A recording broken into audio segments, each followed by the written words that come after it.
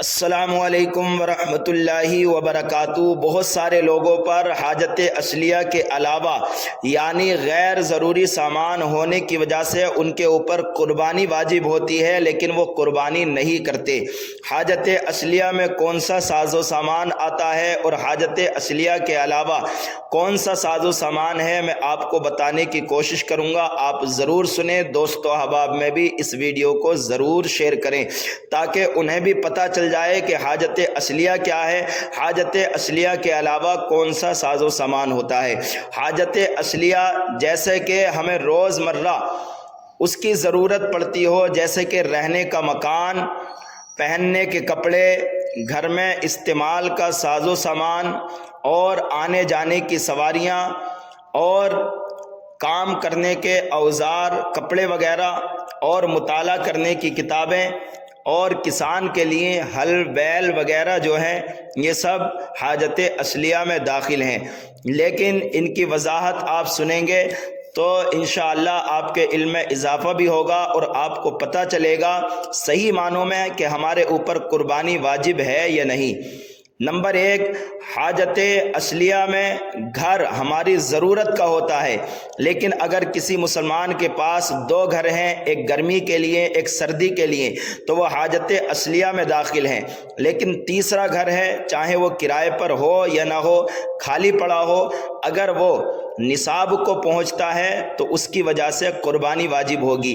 بلکہ مسئلہ تو یہ ہے کہ اگر کسی شخص کے پاس ایک ہی گھر ہے اور وہ گھر اتنا بڑا ہے کہ آدھے گھر میں گرمی اور سردی کا اس کا گزر بسر ہو جاتا ہے اور آدھا گھر بغیر کسی ضرورت کے یوں ہی پڑا ہوا ہے، تو اس کی وجہ سے بھی اس کے اوپر قربانی واجب ہوگی اگر وہ نصاب کو پہنچتا ہے۔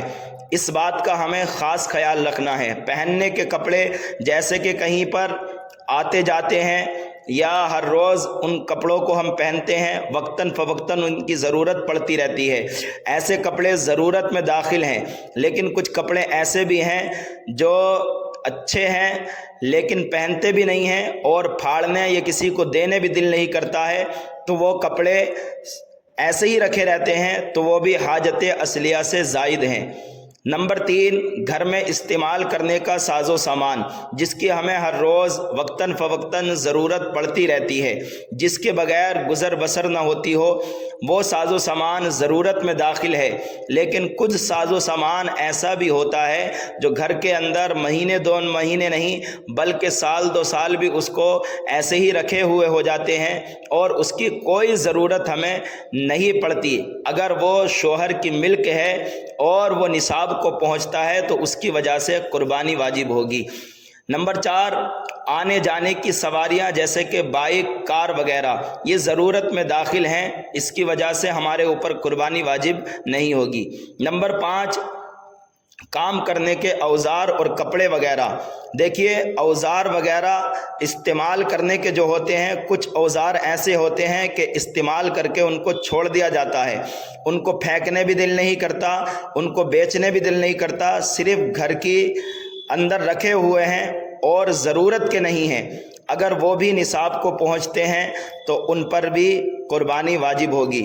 نمبر 6، مطالعہ کرنے کی کتابیں ضرورت میں شامل ہیں، لیکن اگر کسی کے پاس اتنی کتابیں ہیں کہ سال 2 سال بھی ان کو اٹھا کر کے نہیں دیکھتا، ان میں مطالعہ نہیں کرتا، تو ان کی وجہ سے قربانی واجب ہوگی اگر ان کی مقدار نصاب کو پہنچتی ہے۔ نمبر 7، کسان کے لیے ہل بیل وغیرہ جو ہے یہ ضرورت میں داخل ہیں۔ خلاصہ کلام یہ ہے کہ عام طور پر سال بھر میں جو چیزیں ہماری ضرورت کی ہوتی ہیں ان کی وجہ سے ہمارے اوپر قربانی واجب نہیں ہوگی، لیکن مہینے 2 مہینے، سال 2 سال بھی جن چیزوں کی ہمیں ضرورت نہیں پڑتی، تو اگر وہ چیزیں زائد ہیں اور نصاب کو پہنچتی ہیں، یعنی ان چیزوں کی وجہ سے ہم 52.5 تولہ چاندی خرید سکتے ہیں، تو ہمارے اوپر قربانی واجب ہے۔